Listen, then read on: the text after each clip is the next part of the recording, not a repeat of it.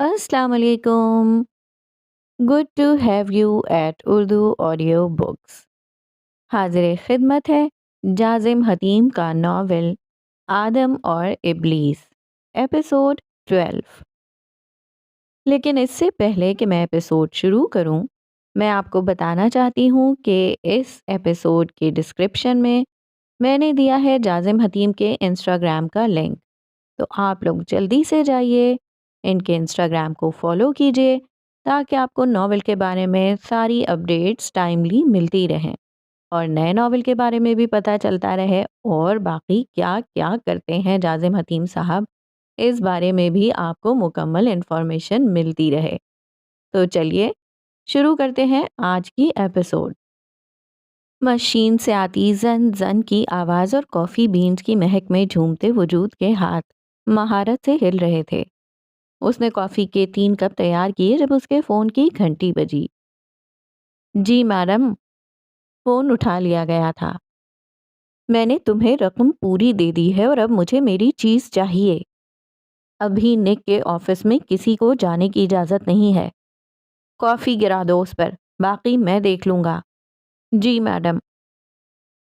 Tower of conspiracy में screen के सामने बैठी विक्ट्री ने अपना फ़ोन कान से हटाकर सामने मेज़ पर रखा और शरीर सी हंसी हंसी।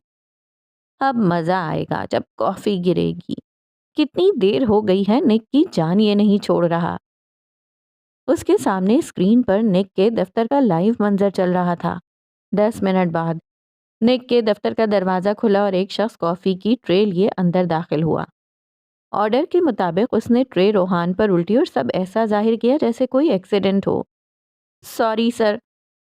कोई बात नहीं, जाओ किसी को भेजो सफाई के लिए। जी सर।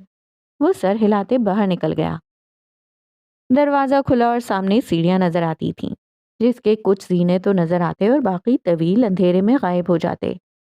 वो शख्स नीचे उतरता गया और फिर अंधेरे में गायब हो गया। कभी अपनी फजूल हरकतों से बाज ना आना। कॉफ़ी गर्म थी, उबलती तो नहीं थी। तुम अपनी फजूल हरकतों से बाज ना आना। वैसे मेरे जाने के बाद तुम कुछ हद तक समझदार हो गई हो। वो तंजिया मुस्कुराया। टेस्ट लेकर देख लो। ओके चलो फिर ये बताओ, हमने कॉफ़ी गिराने वाले बंदे को क्यों नहीं पकड़ा? क्योंकि मुखालिफ को पता है कि हम भी समझदार हैं या हमारे पास भी कोई मास्टरमाइंड है। ठीक है, मगर ये जवाब नहीं है। विक्ट्री ने उसकी बात मुकम्मल होने से पहले काटी। क्योंकि सबको पता है कि कॉफ़ी गिरा कर अक्सर व बेशतर कोई चीज़ प्लांट की जाती है। तो फिर चोरी किसने की? उस जेनेटर ने। तुम क्यों उस जेनेटर को इल्ज़ाम दे रही हो? क्योंकि स्टार को पता है या फिर उसे लगता है कि हम में से किसी को नहीं पता कि हमारे पीछे वो है। क्योंकि निक ने अपने सोर्सेस से पता करवाया है कि उसके बारे में कोई केस चल रहा है। और जवाब आया कि नहीं। बाकी तुम खुद समझदार हो। ये मेरे सवाल का जवाब नहीं। अच्छा देखो, उसे लग रहा है कि सारा शक कॉफ़ी वाले पर जाएगा, जबकि असल में जेनेटर उसका एजेंट है। रोहान ने सताइश से उसे देखा। बहुत खूब। तो फिर तुमने वो चाबी दे दी है स्टार को? तुम्हें पता लग गया, पर कैसे? तुमने तो मुझे देखा भी नहीं था। उस्ताद फिर उस्ताद होता है। रोहान बताओ ना कैसे? पहले बोलो प्लीज। उसने घूर कर रोहान को देखा। प्लीज। उसने मसनूई गुस्से से लफ्ज को लंबा खींचा। देखो, मुझे निक के जेनेटर के नाम आते हैं क्योंकि एक बार मुझे जेनेटर बनकर काम करना पड़ा था। तुमने स्टेसी का बैच पहना था और स्टेसी कद में तुमसे छोटी और वजन में ट्रिपल है। मतलब लुक अच्छी थी और कुछ नहीं। चलो अब अपनी तरफ की कहानी सुनाना शुरू करो। वो अपनी कहानी सुनाने लगी और मंजर बनता चला गया। 1 घंटे पहले विक्ट्री जेनेटर के कपड़ों में निक के दफ्तर में दाखिल हुई और अपने साथ अपनी ट्रॉली भी अंदर धकेली। Hello sir. विक्ट्री, तुम यहाँ क्या कर रही हो? वो उसे उस हुलिये में देखकर हैरान हुआ था। हाँ, पैसों की कमी हो गई थी, सोचा ये काम कर लूं। सच बोलो। लहजा हाकिमाना था मगर वो ढीठ बनी रही। पैसों की कमी हो गई थी। उसने बेशर्मी से अपनी बात दोहराई। जितनी तुम आराम पसंद और काहिल हो, सब मेरी नज़रों के सामने है। اور دوسری بات، یہ تمہارے بس کا روگ نہیں تو اب سچ بتاؤ۔ وہ کچھ سوچنے کے بعد پھر بولا، کیا تم پھر سے ڈارک ویب کے لیے کام کر رہی ہو؟ اوہ نو، کیا میں پکڑی گئی؟ اس نے ماتھا پیٹا اور پھر بولی، تم مجھے اتنے اچھے سے جانتے ہو، پھر مجھ سے شادی کیوں نہیں کر لیتے؟ وہ اسے چھیڑ رہی تھی۔ شرم کر لو، تم میری چھوٹی بہن جیسی ہو۔ جیسی ہوں پر اصل میں تو نہیں ہوں۔ کمال رٹائی تھی۔ مجھ سے شادی کیوں کرنا چاہتی ہو؟ آف کورس تمہارے پیسے کے لیے۔ پہلے میرے سے کم پیسے لیتی ہو، وہ میری حق حلال کی سیلری ہوتی ہے۔ نک نے ماتھا پیٹا اور پھر خود پر افسوس ہوا، وہ کیوں روحان کے منی ورژن سے بحث کر رہا ہے۔ تم کس لیے کام کر رہی ہو؟ سٹار کے لیے۔ Detective star? کیا کام ہے؟ تمہارے سے چابی چوری کرنی ہے اور تمہارے کمرے میں کیمرہ لگانا ہے۔ کون سی چابی؟ ٹاور کی چابی۔ نک ہلکا سا مسکرایا اور پھر وہ مصنوعی مسکراہٹ قہقہوں میں تبدیل ہو گئی۔ کیچ! اس نے گلے سے چابی نکال کر وکٹری کی طرف اچھالی۔ زرین محل میں آج عاقبہ اور عمار کے سوا کوئی بھی نہ تھا اور معمول کے مطابق زینہ بھی وہاں تھی۔ ہاتھوں میں کارڈز پکڑے ہوئے تھے جب عمار نے آخری کارڈ پھینک کر گیم ختم کی۔ بھائی، تم 2 نمبری کرتے ہو، تم سے زیادہ نہیں۔ ان کی لڑائی جاری تھی جب زینہ کی آواز سے وہ دونوں ایک پل کو چپ ہوئے۔ عمار بھائی؟ جی؟ عمار بھائی، آپ کے جس دوست کو گولی لگی تھی ان کا کیا ہوا؟ ہاں وہ ٹھیک ہے، میں اور عاقبہ آج شام اس کے گھر جا رہے ہیں ملنے، کیا تم چلو گی؟ ہاں ہاں چلے گی، ویسے بھی اسے سڑکیں ہی ناپنی ہوتی ہیں۔ اس کی جگہ عاقبہ نے جواب دیا اور بغیر زینہ کے ہاں کے اسے بھی زبردستی اپنے ساتھ جانے کے لیے منا لیا۔ شام کے وقت سورج تقریباً ڈوب چکا تھا۔ ماہ نے مہر کو مات دے دی تھی۔ اسی چاندنی میں 2 وجود ایک محل کے وسیع صحن میں بیٹھے ہوئے تھے۔ چائے کے خالی کپ میز پر رکھے ہوئے تھے۔ عاقبہ اور زینہ میں سے کوئی بھی ساتھ نہ آئی تھی۔ ٹھیک ہے چلتا ہوں۔ عمار نے اٹھتے ہوئے اپنی شرٹ جھاڑی اور مومن کی طرف ہاتھ بڑھایا۔ عمار، اس دن جب تم میرے آفس آئے تھے تو تمہاری بہن نے میرے ڈیسک پر کچھ ڈیزائن اسکیچ کیے تھے، میں اس کو ہائر کرنا چاہتا ہوں۔ عمار کچھ پل اسے دیکھتا رہا اور پھر بولا، میں کیا کر سکتا ہوں؟ کیا تم کل اپنی بہن کو مرسش لے کر آ سکتے ہو؟ میں اس سے پوچھے بغیر جواب نہیں دے سکتا۔ مومن مزید کچھ نہ بولا، وہ بس ہلکا سا مسکرایا، کیونکہ وہ عاقبہ کو ایک ملاقات میں اتنا جان چکا تھا کہ وہ آخری سٹیج کی خپتی عورت ہے۔ اگر وہ مان گئی تو میں اسے کل مرسش لے آؤں گا۔ وہ اپنی بات مکمل کر کے رکا نہیں بلکہ وہ جانے کے لیے مڑ گیا۔ Madrid, Spain. سٹونی سٹار کے سامنے اسکرین پر نک کے دفتر کا پورا منظر چل رہا تھا۔ وکٹری نے کیمرہ پلانٹ کر دیا تھا مگر اس کے دفتر میں خاموشی تھی، طوفان سے پہلے کی خاموشی۔ آج جنگ شروع ہوئی تھی، 2 ذہین لوگوں کی۔ لوونزا ٹاور پر پڑتی سورج کی کرنیں دم توڑ رہی تھیں، ہلکی نارنجی کرنیں وسیع کھڑکیوں سے ہوتی ہوئی دیوار پر چمکتی تھیں۔ شیشے کا دروازہ دھکیلتا ہوا روحان آفس میں داخل ہوا، ہاتھ میں پکڑے ہوئے کافی کپ میز پر رکھے اور ان میں سے ایک نک کی طرف دھکیلا۔ پی لو، ٹھنڈی ہو جائے گی۔ دل نہیں ہے۔ نہ پیو، تمہارے ہی پیسوں کی تھی۔ اس نے دونوں ہاتھوں کی 5 انگلیاں اسے دکھائیں۔ کسی پر لعنت نہیں بھیجتے، ڈیڈ کہتے ہیں وہ واپس ہم پر لوٹ کر آ جاتی ہے۔ انکل کے پاس بھی کتنا فضول ٹائم ہے ایسی باتوں پر ریسرچ کرنے کے لیے، ہے نا؟ اس کی آنکھیں پھیلی تھیں۔ میں بھی یہی کہتا ہوں۔ سٹار کے دفتر میں بڑی اسکرینوں سے آتی روشنیوں میں کمرے کا نقشہ کچھ حد تک واضح ہوا۔ اسکرین کے سامنے بیٹھا سٹار، اس کے ہاتھ میں پکڑے کپ سے اڑتی بھاپ اور سرورز کی بے شمار سرخ سبز روشنیاں۔ میں نے کہا تھا نا وہ سونا اسمگل کرنے کی بات ہمارے لیے صرف ایک سموک تھا۔ وہ زور زور سے ہنسا اور پھر بولا، میں نے کہا تھا نا کہ میں کبھی غلط نہیں ہوتا۔ وہ اپنی کرسی سے اٹھا اور سٹونی کا کندھا تھپکا اور دروازہ کھول کر پہلا قدم باہر رکھا، پھر دوسرا، پھر اسکرین سے آتی آواز نے اس کے قدموں پر زنجیر ڈال دی۔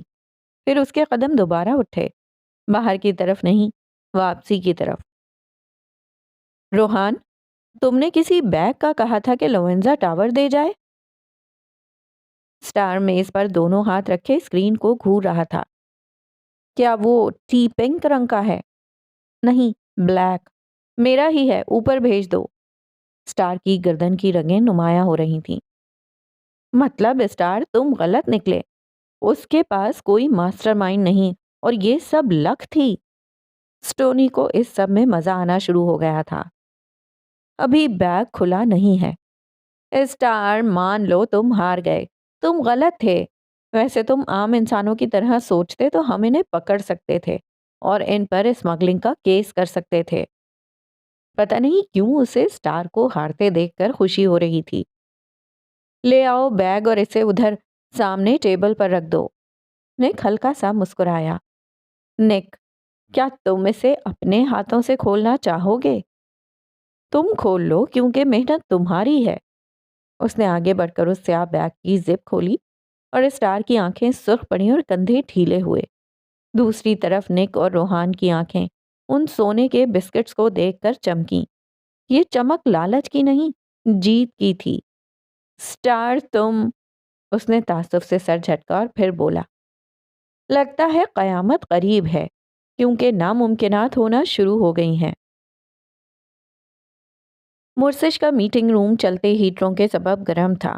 وال ایکویریم پر پڑتی سفید روشنی پانی کی گہرائی میں معدوم ہو جاتی۔ چائے کے مگ سے اڑتی بھاپ اور وال پر لگی کلاک کی ٹک ٹک کی آواز کمرے کے سناٹے کو ختم کرتی تھی۔ تم کہہ رہی ہو کہ تم کام نہیں کرو گی؟ اس کی آواز اونچی نہیں تھی مگر لہجہ سخت تھا۔ جب تم نے انکار ہی کرنا تھا تو پہلے کر دیتی۔ میرے سے مسلسل 2 گھنٹے کیوں بلوایا؟ میں نے کب انکار کیا ہے؟ میری بس 3 شرائط ہیں۔ مومن کے اعصاب تنے اور پھر بولا، شرط بتاؤ۔ پہلی شرط، تم مجھے پلیز بولو۔ دوسری شرط، میں اکیلے کام نہیں کروں گی، زائنہ بھی ہوگی۔ تیسری شرط، ساری رقم زائنہ کو دو گے اور کہو گے کہ تم نے ہم دونوں کو برابر پیمنٹ کی ہے۔ مطلب پریٹینڈ کرنا ہے؟ ہاں۔ Well done. اس نے ہاتھ ملانے کے لیے آگے بڑھایا اور بولا، کل شام 5 بجے آنا ہے۔ عاقبہ نے جواب میں بس سر ہلایا تھا۔ سٹونی، ہمارے ساتھ دھوکا ہوا ہے، میں غلط نہیں ہو سکتا۔ تم سارے سی سی ٹی وی چیک کر چکے ہو، وہ بندہ واقعی ایئرپورٹ کے ہر ریکارڈنگ میں ہے۔ اس کی اسکرین میں چلتی نک کے آفس کی لائیو فوٹیج میں آفس بالکل خالی تھا، نہ بندہ نہ بندے کی ذات۔ اس کے برعکس نکس کے آفس میں وہ سب لوگ یعنی روحان، وکٹری، نک، اپولو، سٹیسی، اس چوری کی چوتھی اہم کردار اور ٹیم کی ہیکر۔ سٹیسی نے خالی کمرے کی ریکارڈنگ لوپ پر لگائی ہوئی تھی اور کام اتنی مہارت سے کیا گیا تھا کہ شاید الہام ہی یہ جھول ڈھونڈنے میں مددگار ثابت ہوتا۔ لیڈیز اینڈ جینٹلمین، مرغا یعنی سٹار سمجھ رہا ہے کہ ہم اس کے ساتھ اسموک اینڈ مرر کھیل رہے ہیں، مگر ہم اس کے ساتھ جو کون کھیل رہے ہیں اس کا نام ہے ہیلووین۔ فیکٹری نے روحان کی بات مکمل کی۔ یعنی کیا اب ہم سب کو کاسٹیوم پہن کر چوری کرنی ہوگی؟ آئیڈیا اچھا ہے مگر نہیں، جواب وکٹری نے دیا تھا۔ ہیلووین یعنی ٹرک یا ٹریٹ۔ وہ چپ ہوا۔ مطلب آسان ہے، دونوں طرف سے اپنا فائدہ، بس؟ ظاہر ہے نہیں، ہیلووین میں اور بھی بہت کچھ ہوتا ہے، جیسا کہ بھوت پریت۔ آسان الفاظ میں دشمن کو ایسی جگہ سے جکڑنا جہاں سے اسے جکڑے جانے کی امید نہ ہو، اور وہ جگہ ہی اس کی سب سے بڑی کمزوری ہو۔ تو پھر ہم اپنا کون شروع کرتے ہیں۔ اس نے میز پر سے ڈائس اٹھایا اور اچھا ہلانے کے بعد دوبارہ میز پر پھینکا۔ کئی بار رول ہونے کے بعد 4 کا ہانسا اوپر آیا۔ تو پھر سب لوگ سن لو، اسٹار کے نصیب میں 4 دن ہیں، جن میں سے کچھ ٹرکس اس کے ساتھ ہو چکی ہیں۔ کون سی؟ یہ کہ اسے ابھی تک نہیں پتا کہ ہم اس کی ساری باتیں سن سکتے ہیں اور اس کے روم کی لائیو فوٹیج بھی دیکھ سکتے ہیں۔ تو اب آغاز ہے سازشوں کی جنگ کا۔ کھڑکیوں سے پرے چمکتے شہر کے منظر کا عکس اس کی آنکھوں میں بنتا تھا۔ اسٹیسی، فائل ایف پلے کرو۔ اسٹار کے کمرے میں لگی اسکرین میں کچھ ہلچل ہوئی۔ اب اسکرین پر نک کے دفتر میں 3 لوگ نظر آتے تھے، مگر آواز صرف روحان کی تھی۔ نک، کل دوبارہ سے سونے کے بسکٹ کا بیگ آئے گا۔ دوسری طرف اسٹار کسی غیر مرئی نقطے کو گھور رہا تھا۔ اب ہم کیا کریں گے؟ کچھ نہیں۔ اسٹار، ہمیں اتھارٹیز کو انفارم کرنا چاہیے۔ نہیں۔ کیوں؟ کیونکہ انہیں شک ہے کہ ہم ان پر نظر رکھ رہے ہیں۔ اگر ہم ادھر وقت پر پہنچے، اتھارٹی کا کوئی بندہ وہاں ہوا تو ان کا شک یقین میں بدل جائے گا۔ یعنی وہ کل وہاں نہیں ہوں گے؟ ہاں، شاید وہ روحان بن کر پلان کو ڈی کوڈ کر رہا تھا۔ ملکہ، تمہارا دماغ خراب ہے، وہ غصے سے چلا رہی تھی۔ میرے دماغ کو کیا ہونا ہے؟ ہونا نہیں، ہو چکا ہے۔ تم نے کس سے پوچھ کر ہاں کی، وہ بھی میری طرف سے؟ دیکھو، جانا تم نے ویسے بھی تھا، مگر اب تم میرے ساتھ جاؤ گی اور بس پریٹینڈ کرو گی کہ تم کام کر رہی ہو۔ فری کے پیسے ہیں، دیکھ لو۔ زائنہ کچھ دیر سوچتی رہی اور پھر بولی، ٹھیک ہے، مگر پہلے تم وعدہ کرو کہ تم کسی سے کوئی لڑائی نہیں کرو گی۔ وعدہ نہیں کرتی، مگر کوشش کروں گی۔ ٹھیک ہے، پھر میں نہیں جا رہی ہوں۔ وہ دوبارہ سے کتاب میں لگ گئی۔ اچھا ٹھیک ہے، وعدہ کرتی ہوں، نہیں کروں گی۔ کتنے بجے جانا ہے؟ 5 بجے۔ اچھا ٹھیک ہے۔ شام 7 بجے اللہ کا نام لیتی وہ دونوں مرسش کے سامنے پہنچی۔ زائنہ کا رنگ پیلا پڑ رہا تھا۔ ملکہ، تم تو کہتی تھی کہ تم صحیح سے گاڑی چلانا سیکھ چکی ہو۔ میں دن میں 10 باتیں کہتی ہوں، لازمی نہیں کہ سب سچ ہی ہوں۔ زائنہ نے جواب میں بس اسے گھورا تھا۔ میٹنگ روم کا دروازہ دھکیلتے مومن اندر داخل ہوا تو اسے حیرت ہوئی، کیونکہ میٹنگ روم خالی دیکھ کر اس نے اپنے ساتھ کھڑی سیکرٹری سے پوچھا، آج 5 بجے 2 لڑکیوں نے آنا تھا، کیا وہ نہیں آئیں؟ ابھی وہ بات پوری کرتا کہ پیچھے سے کسی کی آواز آئی، سلام۔ مومن نے مڑ کر دیکھا تو وہ دونوں کھڑی تھیں۔ ان دونوں نے سادہ جینز کے اوپر اوور سائز سویٹرز پہنی ہوئی تھیں۔ آپ لیٹ کیوں ہوئیں؟ آپ بھی تو لیٹ ہیں۔ ملکہ، اس نے عاقبہ کو چٹکی کاٹی، وہ ہمیں پے کر رہے ہیں، کوئی اللہ واسطے کام نہیں کروا رہے۔ جب حامی بھر ہی دیے تو پھر زبان بھی بند کر لو۔ زینی، تم بھی ہر جگہ شروع ہو جاتی ہو۔ مومن ہلکے سے مسکرایا اور پھر دل میں خود سے بولا، ہر فرعون کے لیے موسیٰ ہوتا ہے، اور تمہارا موسیٰ زائنہ ہے۔ نائس۔ بیٹھیں۔ اس نے کرسی دھکیلتے ہوئے ان کو بیٹھنے کا اشارہ کیا۔ دنیا میں ایک طرف سورج کے نور نے دم توڑا تھا، جبکہ دنیا کی دوسری طرف اندھیرے کو شہ مات ملی تھی۔ مایوسی، جمود، نا امیدی اور انتشار کی قوتوں کا تسلسل ماند پڑا تھا۔ آج کا سورج کچھ لوگوں کے لیے سرد اور کچھ کے لیے گرم اترا۔ نک کا پینٹ ہاؤس روشنی سے بھرا ہوا تھا۔ ڈائننگ ٹیبل پر لگا ناشتہ انچھوا پڑا تھا۔ گرم کھانے سے بھاپ مسلسل اڑ رہی تھی اور ٹیبل پر آمنے سامنے نک اور روحان ایک دوسرے سے بات کر رہے تھے۔ روحان، تم ایسا کرو گے؟ اس کے ٹوسٹ پر بٹر لگاتے ہاتھ رکے۔ جنگ میں سب جائز ہے۔ اس نے میپل سیرپ پین کیک پر انڈیلا۔ ہم اس کے بغیر بھی کام کر سکتے ہیں۔ ٹھیک ہے، ہم اس کے بغیر بھی کام کر سکتے ہیں۔ اس نے ہاتھ تھوڑی پر رکھے۔ مگر سوچو، چوری ناکام ہونے کا ذمہ دار اسٹار ہو سکتا ہے۔ ہم اسے مار نہیں سکتے کیونکہ پھر پولیس تمہارے خلاف انویسٹیگیشن کرے گی، کیونکہ پہلا شک تم پر ہی جائے گا، کیونکہ وہ تمہارے خلاف کیس انویسٹیگیٹ کر رہا ہے۔ اس نے آنکھیں نک پر جمائیں۔ اب ہمارے پاس دوسرا بیسٹ آپشن یہی بچتا ہے کہ ہم اسے اپنے ساتھ ملا لیں۔ وہ پھر سے ناشتے کی طرف متوجہ ہوا۔ 11 بجے کے قریب وہ دونوں لیونزا ٹاور میں بیٹھے ہوئے اگلے 2 دن کا پلان اسکیچ کر رہے تھے۔ نک نے وکٹری کو فون ملایا۔ ہیلو۔ دوسری جانب سے فون اٹھا لیا گیا تھا۔ روحان پوچھ رہا ہے کہ تم نے اسٹار کو چابی اور فنگر پرنٹس بھجوا دیے ہیں؟ ہاں۔ اس نے بغیر نک کی اگلی بات سنے فون کاٹ دیا۔ हेलोवीन के कौन को पूरा होने में बस 2 दिन और फिर निक के लिए अगली कहानी सुनहरी स्याही से लिखी जाएगी। सबको गुमान होते हैं और रोहान का गुमान भी यही था। शायद ये गुमान सच्चा हो। सुबह से शाम तक स्टोनी और स्टार स्क्रीन के सामने से नहीं हटे थे। घड़ी पर 6 बज चुके थे मगर रोहान के कहे के मुताबिक कोई बैग नहीं आया था। मैंने कहा था ना। स्टार की खुशी मसनूई थी क्योंकि उसी वक्त निक की आवाज़ स्क्रीन से बुलंद हुई। रोहान, तुम्हारा कोई बैग आया है। क्या वो टी पिंक है? नहीं, ब्लैक। ऊपर भेज दो। स्टार, तुम फिर गलत हो। उसका लहजा आम था। अभी बैग नहीं खुला। उसका लहजा उस गुस्से से भरा हुआ था जो हर किसी को हारने पर होता है। रोहान ने बैग की जिप खोली। आखिरी बार की तरह फिर से उसकी आंखों की चमक बढ़ी। सामने बैग में चमचमाते सोने के बिस्किट्स थे। कल दोबारा बैग आ रहा है। अफ्रीका से? उसने सर इस बात में हिलाया।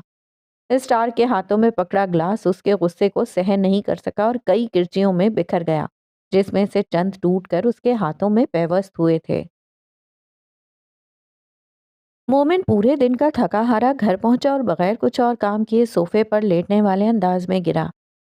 आंखें इस तरह हो रही थी जैसे उसने कई दिन से नींद पूरी ना की हो।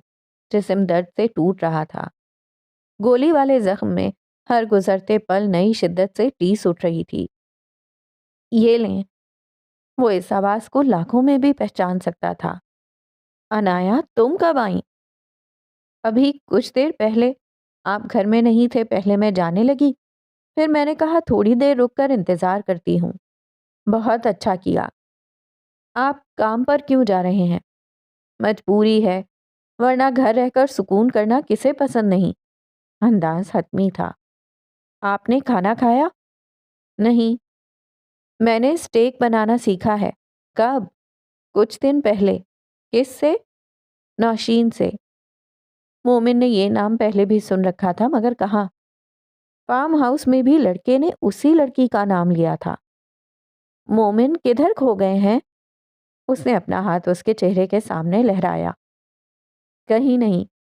उसने बमुश्किल अपने तासुरात नॉर्मल रखे। चिकन स्टेक या बीफ स्टेक? चिकन। चलो किचन में। वो मोमिन का हाथ पकड़कर उसे घसीटते हुए किचन की तरफ ले गई। उसने 1 घंटे का काम 2 घंटे में किया, जिसमें से आधा काम मोमिन ने खुद किया क्योंकि अनाया ने अपना हाथ जला लिया था। इसके साथ मोमिन का वक्त रफ्तार पकड़ लेता था। वो दोनों आपस में बात कर रहे थे जब एक नौकर लाउंज में दाखिल हुआ और किसी के आने की इत्तला दी। कौन आया है? साहब, उन्होंने अपना नाम मीर हामिद बताया है। वो नाम सुनकर मोमिन के तासुरात सख्त पड़े। मुट्ठियां भिंच गईं। गर्दन की रगें वाज़ेह होना शुरू हो गईं। उनको बिठाओ और कहो मैं आ रहा हूं। उसके जाने के बाद वो अनाया की तरफ मुड़ा और बोला, ये अच्छा बंदा नहीं है। तुम मेरे कमरे में जाओ और जब तक मैं ना बुलाऊं बाहर नहीं आओगी। मगर ये कौन है? मैं बाद में बताऊंगा, मगर अभी ऊपर जाओ। ओके। वो अनाया को ऊपर जाता देख रहा था और तब तक वहां से नहीं गया जब तक वो मंजर से मुकम्मल गायब नहीं हो गई। अनाया के जाने के बाद वो ड्राइंग रूम की तरफ बढ़ा। दरवाज़ा खोलकर वो अंदर दाखिल हुआ और नज़र सामने सोफे पर टांग जमाए शख्स पर पड़ी। स्याह सूट पर लॉन्ग कोट पहन रखा था। चेहरे पर झुर्रियां वाज़ेह थीं। उम्र यही कोई 70 बरस से कुछ ज्यादा होगी। आपकी उम्र में जेब नहीं देता किसी के घर बिन बुलाए चले आना। मैं अपने पोते के घर आया हूँ, किसी के नहीं। और आप मुझे अपना पोता किस हक से कह रहे हैं? ये तंज था। तुम्हारा बाप मेरा बेटा था और तुम उसके बेटे हो। अब तुम्हारे मानने ना मानने से हकीकत बदल नहीं जाएगी। आवाज बुलंद थी। मीर हामिद साहब, ये आपका शहर नहीं, ये मेरा शहर है। तो बराए मेहरबानी अपनी आवाज़ धीरी रखें और मेरी बात गौर से सुन लें। मैं किसी की ऊंची आवाज़ बर्दाश्त नहीं करता। वो मुस्कुराए थे। उन्हें उसमें अपनी जवानी के दिन नजर आए थे। सालों पहले तुम्हारी माँ की आंखों में भी यही बगावत थी। और तुम्हें पता है बागियों के साथ क्या होता है?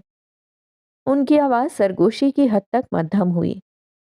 وہ مار دیے جاتے ہیں جیسے تمہاری ماں کو بھی مار دیا گیا تھا۔ گولی چلنے کی آواز آئی تھی مگر گولی میر حامد کو نہیں لگی تھی۔ مومن نے آواز کا نشانہ لگایا تھا۔ یہ گولی آپ کے سر میں بھی اتر سکتی تھی، مگر میں موقع دیتا ہوں، چلے جائیں اور کبھی واپس لوٹ کر مت آئیے گا۔ اس کا لہجہ سرد تھا۔ میر حامد اپنی جگہ سے اٹھے اور صدر دروازے کی طرف بڑھے، مگر قدم باہر رکھنے سے پہلے پھر گولی چلی اور دروازہ چور چور ہو گیا۔ مومن، یہ گولی تمہارے سر میں بھی لگ سکتی تھی، مگر میں تمہیں حقیقت جاننے سے پہلے نہیں ماروں گا۔ پھر ملاقات ہوگی۔ اس بار تو بس یہی کہنے آیا تھا کہ اس بچی کی عمر ہو گئی ہے، اس سے نکاح کر کے اسے اپنی بیوی کی حیثیت سے اپنے گھر لے آؤ۔ وہ مزید کچھ کہے باہر نکل گئے۔ ایک دن پہلے۔ سٹار، کیا تم کسی کو ایئرپورٹ بھیجو گے؟ نہیں۔ کیوں؟ کیونکہ آج کوئی نہیں آئے گا۔ 2 دن مسلسل سونے کا بیگ آیا ہے اور اگر ہم آج گئے تو ہم پکڑے جائیں گے، کیونکہ جو 2 دن پہلے سونے کے بیگ آئے تھے وہ اسموک تھے اور ہمارے وہاں جانے سے اسموک اور مرر مکمل ہو جائے گا۔ مطلب آج کوئی بیگ نہیں آئے گا؟ نہیں۔ اس نے مزید کوئی بات نہیں کی۔ گھڑی پر شام کے 7 بجے تھے اور معمول کے مطابق نک کی آواز اسکرین سے آئی۔ روحان، تمہارا کوئی بیگ آیا ہے؟ کیا وہ ٹی پنک ہے؟ نہیں، بلیک۔ اوپر بھیج دو۔ سٹونی ہنوز اسے گھور رہا تھا۔ روحان نے بیگ کھولا اور اس کی آنکھوں میں چمک بڑھی۔ بیگ چمکتے سونے کے بسکٹ سے بھرا ہوا تھا۔ نہیں نہیں نہیں! سٹار اپنے سر کے بال نوچ نوچ کر کھینچ رہا تھا۔ میں ہار نہیں سکتا، میں کبھی نہیں ہارتا۔ اس پر دیوانیت طاری تھی۔ اس کے برعکس روحان لوینزا ٹاور میں قہقہے لگا کر ہنس رہا تھا اور سب اسے غور سے دیکھ رہے تھے۔ تو ٹرک اور ٹریٹ ہیلووین کے کون کا محض ایک چھوٹا سا حصہ تھا۔ ہاں، ہیلووین میں بھوت بھی ہوتے ہیں، اور وہ بھوت جو ہمارے خوف سے جنم لیتے ہیں، اور اسٹار کے پیچھے پڑے بھوت کا نام ہے ہارنے کا بھوت، اور میں 3 دنوں سے اسے ہرا رہا ہوں۔ چونکہ اس پر دیوانیت طاری ہو گئی ہے تو اب یہ کون گیم ختم کرنے کا وقت بھی قریب ہے۔ کل میں اپنی آخری چال چلوں گا۔ وہ سب بس جھومتے روحان کو دیکھ رہے تھے اور وہ اس سے خوف کھا رہے تھے۔ میری 7 نسلوں کی توبہ، جو میں بھول کر بھی استاد جی سے دشمنی مول لوں۔ وکٹری نے اپولو کے کان میں سرگوشی کی۔ اسٹار کی 7 نسلوں میں سے بھی کوئی کبھی روحان سے پنگا نہیں لے گا۔ جو بات ہے۔ وہ روحان کو جھومتا دیکھ کر خوش بھی نہیں ہو پائے تھے۔ میر حامد کے جانے کے بعد مومن کسی بے جان وجود کی طرح صوفے پر گرا تھا۔ آنکھیں سرخ پڑ رہی تھیں۔ دل میں کسی پرانی رات کی یاد ابھی تک باقی تھی۔ اس نے نہ جانے کتنے سگریٹس پیے تھے، بس ایشٹرے میں راکھ باقی رہ گئی تھی۔ سر بھاری ہونا شروع ہوا اور پھر وہ وہیں سو گیا۔ بارش ہنوز برس رہی تھی۔ ایک تنگ گلی میں قدموں کی چاپ سنائی دیتی تھی جو کبھی تیز ہوتی تو کبھی بارش کی آواز میں اس چاپ کا گلا گھٹ جاتا۔ اس عورت کے ہاتھ میں پکڑا بچہ رو رہا تھا۔ وہ مسلسل اسے چپ کروا رہی تھی مگر قدموں میں کسی قدر سستی نہیں آئی تھی۔ سفید کپڑے اٹھتے کیچڑ سے ایک حد تک داغدار ہو چکے تھے۔ وہ بھاگتی ہوئی ایک کھلی سڑک پر پہنچی اور پھر 6 7 8 نہ جانے کتنی گولیاں چلی تھیں۔ سفید کپڑے والی عورت کے کانپتے جسم کو حرارت کا پہلا احساس ہوا۔ اس کے جسم سے بہتے لہو کی پھوار اس کے قدموں کو سست کر رہی تھی۔ ایک آخری گولی اس کے سر کو پیچھے سے چیرتے ہوئے سامنے دائیں آنکھ سے باہر نکلی۔ اس کا پورا وجود گھوم کر زمین میں خاک ہوا۔ بچہ دور گرا تھا۔ رونے کی آواز سر میں ہتھوڑے کی مانند لگتی تھی۔ مومن ایک جھٹکے سے بیدار ہوا۔ اس کا جسم پسینے سے شرابور اور دل پھٹ کر باہر آنے کو تیار تھا۔ کہیں دور سے فجر کی اذان بلند ہوئی۔ وقت 4 سے کچھ زیادہ کا ہوگا۔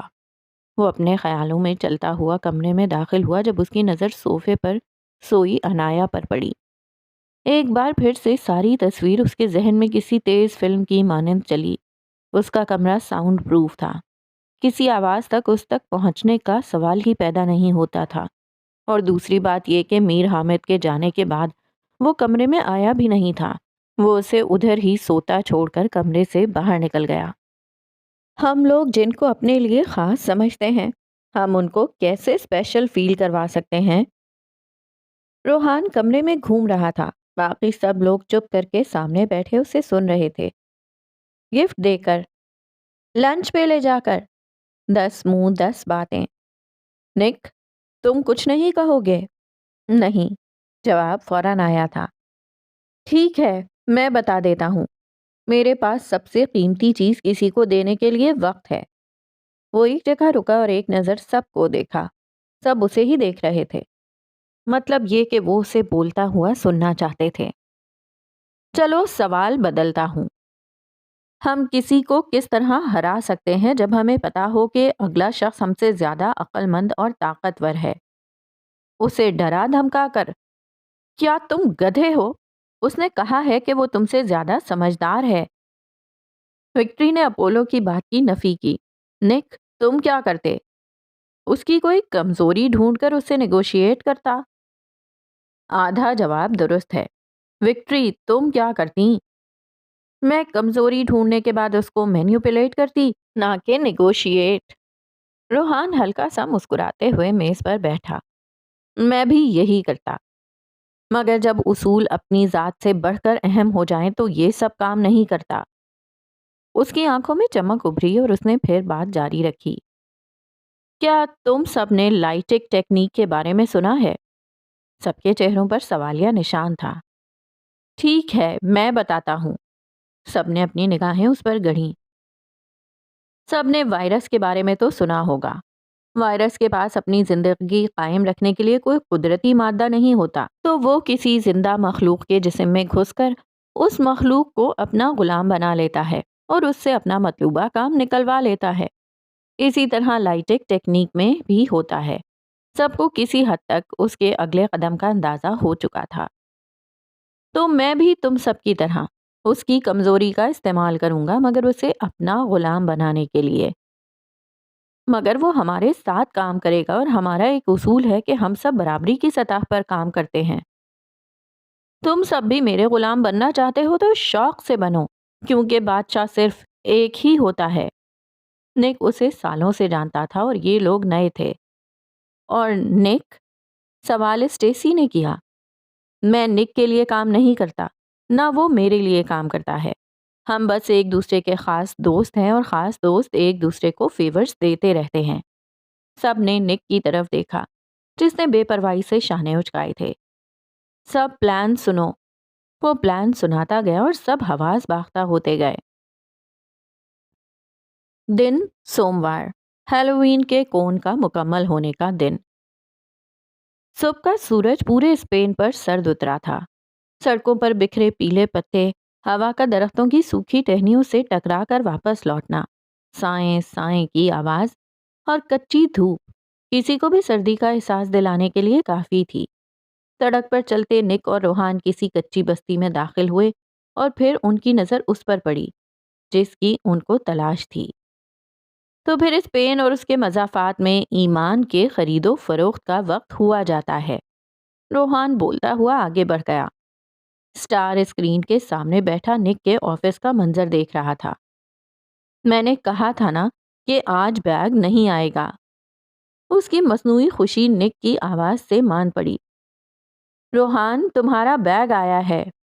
کیا وہ ٹی پنک ہے؟ ہاں، اوپر بھیج دو، میرا ہی ہے۔ بیگ میز پر پڑا تھا۔ اسٹار کو کسی انہونی کا احساس ہو گیا تھا۔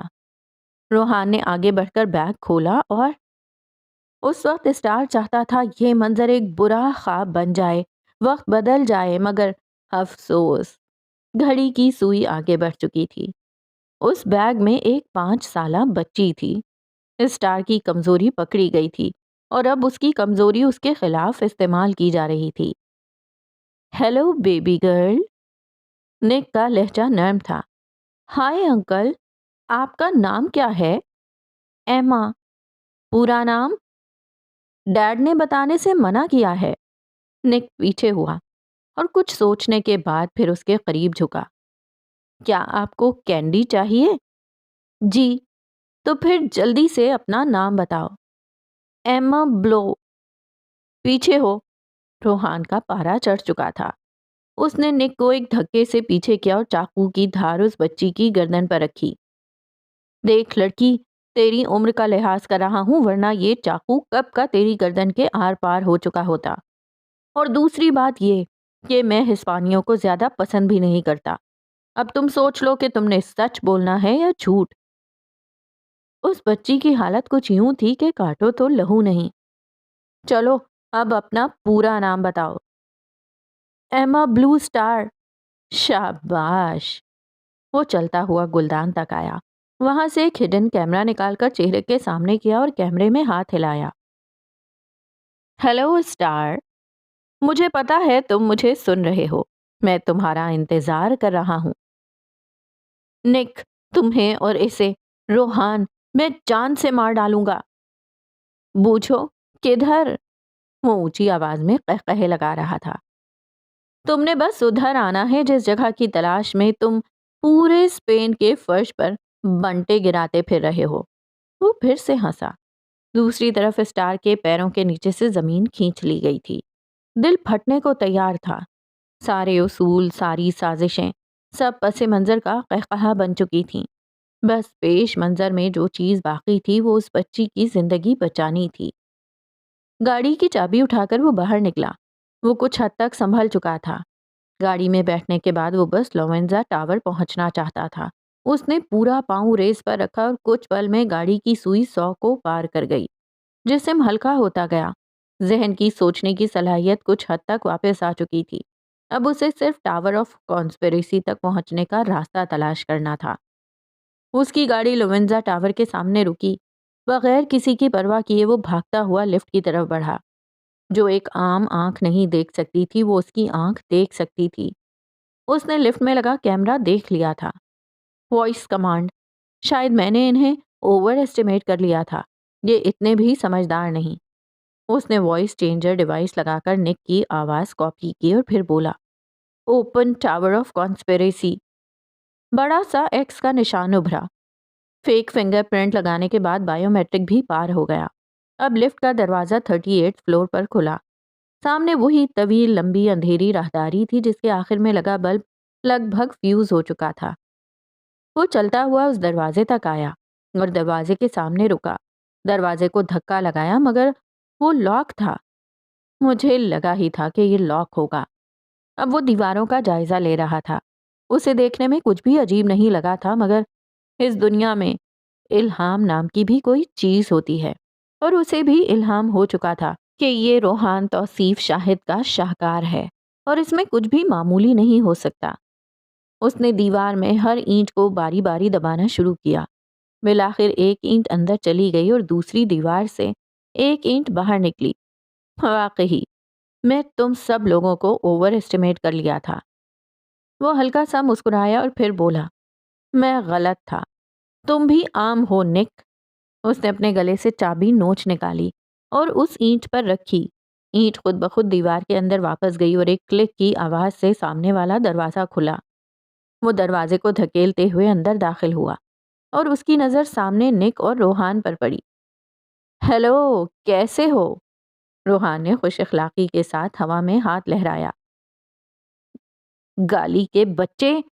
اس نے گن نکال کر نک کے سر کا نشانہ لیا اور گولی چلا دی۔ گولی عین اس کے سر پر بجی، یا پھر ایسا کہو بچتی اگر ادھر گلاس وال نہ ہوتی۔ ہو، روحان نے تعصب سے سر جھٹکا۔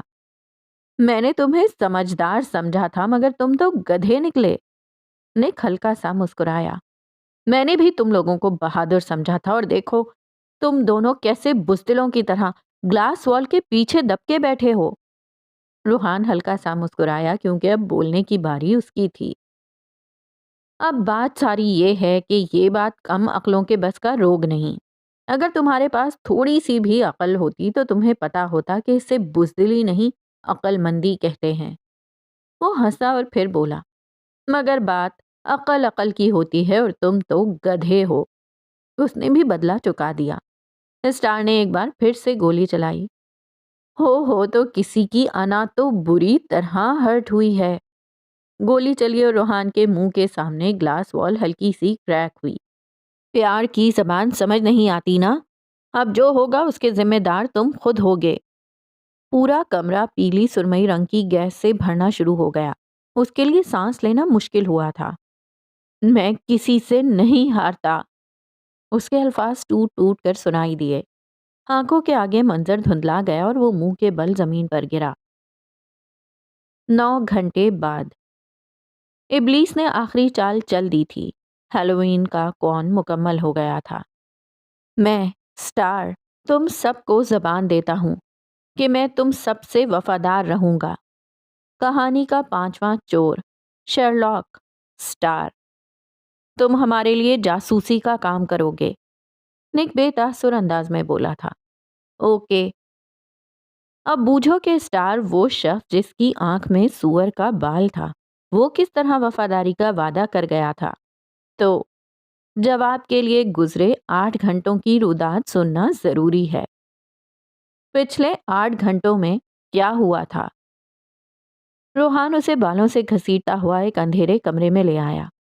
بچی کو لے کر آؤ۔ وہ ننھی سہمی ہوئی بچی چھوٹے چھوٹے قدم لیتی اس تک آئی اور پھر رہنے دیں، مصنف منظر لکھ دیتا، مگر ابھی وقت نہیں آیا تھا۔ 8 گھنٹوں بعد اسٹار نے آنکھ کھولی۔ دھندلی تصویر میں اسے 2 رنگی آنکھ والا شخص نظر آیا۔ نک نے سگریٹ کا دھواں اس کے چہرے پر چھوڑا۔ Good morning star. اس نے ٹانگ دوسری ٹانگ پر رکھی۔ کیا چاہیے؟ تم میرے لیے کام کرو گے۔ ناممکن۔ اس نے مصنوعی ناراضگی دکھائی اور پھر ایک خباثت بھری چمک اس کی آنکھوں میں ابھری۔ اس نے پوری گردن وکٹری کی طرف بوڑھی اور بولا، جاؤ بچی کو لے کر آؤ۔ نک لوینزا، اگر تم نے بچی کے ساتھ کچھ کیا تو میں آج تمہارا جنازہ نکالوں گا۔ اس کے کان غصے سے سرخ ہو گئے تھے۔ اوہ، پہلے بتانا تھا نا۔ اس نے انگلی دانتوں تلے چبائی۔ وکٹری جلدی کرو۔ وہ ویل چیئر پر اس بچی کو دھکیلتے ہوئے آگے لائی اور کچھ دور رکی۔ اس بچی کا نچلا دھڑ نظر آتا تھا جبکہ اوپرا دھڑ اندھیرے میں چھپا تھا۔ دیکھو اسٹار، تم تو جانتے ہو کہ اسپین ایک آزاد ملک ہے اور اس میں رہنے والا ہر فرد آزاد ہے، اور اگر میں تمہاری بچی کو قید کرتا تو یہ جرم ہوتا، اور جتنے عرصے سے تم میری انویسٹیگیشن کر رہے ہو جان تو گئے ہوگے کہ میرا ریکارڈ کلیئر ہے اور میں کوئی غیر قانونی کام نہیں کرتا۔ اسے اپنے جعلی ریکارڈ پر رشک ہوا تھا۔ تو اس نے بات لمبی کھینچی۔ بچی کو روشنی میں لاؤ۔ وکٹری بچی کو دھکیلتے ہوئے روشنی میں لائی اور اگلا منظر دیکھ کر اسٹار کی حالت ایسے ہوئی جیسے کسی نے اس کا دل جکڑ لیا ہو۔ بچی کے سر پر ایک بال بھی نہ تھا۔ اس کے سر میں 2 کٹ لگے ہوئے تھے۔ پہلا کٹ ماتھے کے اوپر سے شروع ہوتا اور گردن کے پچھلے جوڑ تک جاتا، جبکہ دوسرا کٹ کان کے ایک لو سے دوسری لو تک تھا۔ دونوں کٹ مل کر پلس کا نشان بناتے تھے۔ سر کی چمڑی ٹانکے لگنے کی وجہ سے سوجی ہوئی تھی۔ دیکھو، میں نے تمہاری بیٹی کو اغوا نہیں کیا، میں نے تو بس اس کے سر میں کچھ امپلانٹ کیا ہے۔ وہ بچی تھی، میں بھی مجبور تھا کیونکہ تم سیدھی طرح نہیں مان رہے تھے۔ چھوڑو، جو ہونا تھا ہو گیا، ایک میجک ٹرک دکھاتا ہوں۔ اس نے وکٹری کو اشارہ کیا تو وہ دھکیلتے ہوئے ایک ٹرالی اس کے سامنے لے کر آئی۔ اس میں 2 تربوز رکھے تھے۔ غور سے دیکھنا۔ اس نے تالی بجائی اور پورے کمرے کی لائٹس بند ہو گئیں۔ اب صرف ان 2 تربوزوں پر ہی روشنی تھی۔ وکٹری نے ایک تربوز سے ریڈیو ویوز اور دوسرے سے میگنیٹک ویوز گزاریں اور پھر ان تربوزوں کا کوئی پرسانے حال نہ رہا تھا۔ وہ اس طرح پھٹے جیسے کسی نے بلینڈر چلا دیا ہو۔ نک نے دوبارہ تالی بجائی اور پورا کمرہ دوبارہ سے روشن ہو گیا۔ دیکھو، تمہاری بیٹی کے سر میں بھی یہی چپ ہے۔ ہم نے اس کے سر میں 2 کٹ لگائے ہیں تاکہ کسی کو بغیر MRI کے چپ کی لوکیشن نہ پتا چلے، اور جب اس چپ سے کسی قسم کی کوئی ویو گزاری گئی تو وہ پھٹ جائے گی، اور تمہاری بیٹی کے سر کا حال بھی اسی طرح ہوگا جس طرح اس تربوز کا ہوا ہے۔ وہ ہنستا ہوا اپنی جگہ سے کھڑا ہوا اور ہاتھ اسٹار کی طرف بڑھایا۔ تو پھر کیا کہتے ہو، ہمارے ساتھ کام کرو گے؟ ہاں، اس نے بھیگی آنکھوں سے سر اسبات میں ہلایا تھا۔ ہیلووین کا کون مکمل ہوا تھا اور 5واں ساتھی مل چکا تھا۔ مرسش میں کام کر کے لیے آتی زائنہ اور عاقبہ کا چھٹا دن تھا۔ وہ دونوں بھرم کے ڈیزائن پر کام کر رہی تھیں۔ تیز مگر گرم روشنی میں میز پر جھکی وہ دونوں اپنے کام میں مصروف تھیں۔ چائے کے کپ سے بھاپ اڑ رہی تھی اور پلیٹ میں رکھی کھانے کی چیزیں انچھوئی پڑی تھیں۔ اتنی دیر سے آتی پینسل کے گھسیٹنے کی آواز معدوم پڑی۔ بھورے بالوں والی لڑکی نے بالوں کو جوڑے میں قید کیا اور سر سیٹ سے ٹکا دیا۔ زائنہ، ٹائم کیا ہوا ہے؟ 6 ہونے میں 10 منٹ۔ مطلب ابھی 10 منٹ اور یہاں رہنا ہے؟ اس نے سر میز پر رکھا۔ زینی، مرسش نے ہمیں کیوں ڈیزائن بنانے کو کہا؟ اس نے بھی اپنا سر میز پر رکھا۔ اب وہ دونوں ایک دوسرے کو دیکھ رہی تھیں۔ پتہ نہیں۔ عمار بھائی کی شادی کی ڈیٹ فکس ہو گئی ہے؟ انداز عام تھا۔ کب ہے؟ پتہ نہیں، میں نے نہیں پوچھا۔ تم نے کپڑے لے لیے؟ نہیں۔ کب لوگی؟ چلو مال چلتے ہیں۔ ابھی؟ ہاں ابھی۔ وہ زائنہ کو بازو سے کھینچتی کھڑی ہوئی۔ 20 منٹ بعد ان کی گاڑی اسلام آباد میں ایک مال کے سامنے رکی۔ اس بھیڑ میں اپنی جگہ بناتے وہ دونوں آگے بڑھ گئیں۔ ملکہ، بہت دیر ہو گئی ہے، چلو اب گھر چلیں۔ وہ دونوں بیسمنٹ کی طرف چلی گئیں۔ لفٹ کا دروازہ کھلا اور وہ دونوں اپنی گاڑی کے پاس جا کر رک گئیں۔ جب ایرانی نقوش والے کسی امیر زادے نے زائنہ کو بازو سے پکڑ کر اپنی طرف کھینچا۔ کیا تم مجھ سے شادی کرو گی؟ زائنہ نے بنا سوچے سمجھے اس لڑکے کے منہ پر تھپڑ دے مارا۔ گھٹیا انسان، چھوڑو مجھے۔ وہ قرائی۔ اس نے زائنہ کو آزاد کر دیا اور بس عجیب سی نظروں سے اسے تکے گیا۔ چلو زائنہ چلیں۔ عاقبہ نے اسے گاڑی میں بیٹھنے کو کہا۔ اچھا، تو ایرانی شہزادے کی شہزادی کا نام زائنہ ہے؟ وہ بڑبڑایا۔ آواز بس اس تک ہی رہی۔ کاش زائنہ کو پتا ہوتا کہ وہ کس دلدل میں پھنسنے والی ہے۔ کاش وہ آج مال نہ آتی۔ مگر جو ہونا تھا وہ ہو چکا تھا۔ کسی کی انا پر وار کیا گیا تھا۔ تقدیر کی ڈوریں مزید الجھ گئی تھیں۔ سالوں پہلے رکا بخت کا کھیل ایک بار پھر سے جاری ہو گیا تھا۔ تو یوں ختم ہوتی ہے آج کی ایپیسوڈ یہاں پر، اور اب ہم ویٹ کریں گے نیو ایپیسوڈ کا۔ جیسے ہی ہمارے مصنف جازم حتیم نئی ایپیسوڈ ریلیز کرتے ہیں، ہم اسے لے کے آ جائیں گے آپ کے لیے۔ اور جیسا کہ میں نے آپ کو پہلے بتایا کہ اپ ڈیٹ کے لیے آپ کو جوائن کرنا ہے انسٹاگرام اور جا کے فالو کرنا ہے جازم حتیم کو، جن کا انسٹاگرام لنک میں آلریڈی ڈسکرپشن میں دے چکی ہوں۔ اللہ حافظ۔